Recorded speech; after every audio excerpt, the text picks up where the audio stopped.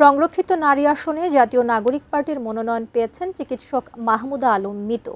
নির্বাচন কমিশনে জমা দেওয়া তার হলফনামায় দেওয়া সম্পদের তথ্য এখন নতুন করে আলোচনায়। কত টাকার সম্পদের মালিক মাহমুদা মিতু, কি আছে তার হলফনামায়, বিস্তারিত জানাচ্ছেন ত্রিবেণী তনু। বিভিন্ন জায়গায় নারীদের হিজাব টেনে খুলে ফেলে। রাজনীতির ময়দানে এখন আলোচনার কেন্দ্রে জাতীয় নাগরিক পার্টির নেত্রী ডাক্তার মাহমুদা আলম মিতু। সংরক্ষিত নারী আসনে দলটির প্রার্থী হিসেবে মনোনয়ন পাওয়ার পর তার সম্পদের হিসাব এখন সবার মুখে মুখে। ৩৭ বছর বয়সী এই চিকিৎসক পেশাগত জীবনের পাশাপাশি রাজনীতির মাঠেও বেশ সক্রিয়। তবে তার হলফনামার তথ্যে স্থাবর সম্পদের ঘরটি একেবারেই শূন্য। হলফনামার তথ্য অনুযায়ী ডাক্তার মাহমুদার মোট অস্থাবর সম্পদের পরিমাণ ৩১,২৮,৭৩৫ টাকা।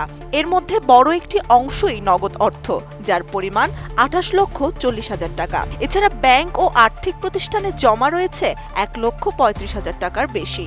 গয়নার হিসাবে তিনি ৩০ ভরি স্বর্ণালংকার থাকার কথা উল্লেখ করেছেন, যার আর্থিক মূল্য বর্তমান বাজারে বেশ উল্লেখযোগ্য। আমি বুঝি নির্মাণের শিল্প, সালাম স্টিল বোঝে ডিউরেবিলিটি। সালাম স্টিল, মোস্ট ডিউরেবল স্টিল। পেশায় চিকিৎসক এই নেত্রী বছরে ৩ লক্ষ টাকা আয় করেন বলে হলফনামায় জানিয়েছেন। তার মালিকানায় ১,৫৩,০০০ টাকার ইলেকট্রনিক পণ্য থাকলেও নেই কোনো গাড়ি, ফ্ল্যাট কিংবা চাষাবাদের জমি। এমনকি কোনো অকৃষি জমির মালিকানাও তিনি নিজের নামে দেখাননি। একজন পেশাদার চিকিৎসক ও রাজনৈতিক নেত্রীর এমন ভূমিহীন হলফনামা নজর কেড়েছে সাধারণ মানুষের। শুধু ডাক্তার মাহমুদা নন, তার স্বামী চিকিৎসক মোহাম্মদ মাহবুবুর রহমানের সম্পদের চিত্রটিও অনেকটা একই রকম। তার অস্থাবর সম্পদের পরিমাণ ৬১,৬৬,২১৩ টাকা। এর মধ্যে নগদ অর্থ রয়েছে ৫৬,৯৮,০২৪ টাকা এবং ব্যাংক আমানত ১,৭৬,১৮৯ টাকা। এছাড়া স্বামীর মালিকানায় ১,১২,০০০ টাকার ইলেকট্রনিক পণ্য ও আসবাবপত্র থাকলেও তার নামেও কোনো স্থাবর সম্পদের মালিকানা নেই।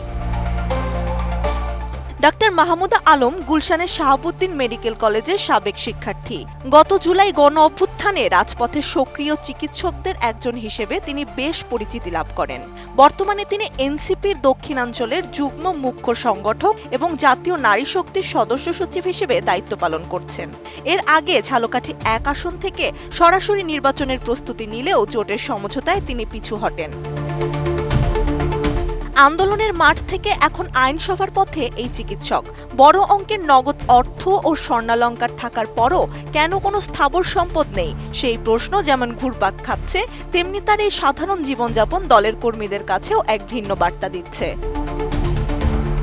ত্রিবেণী তনু, ATN নিউজ।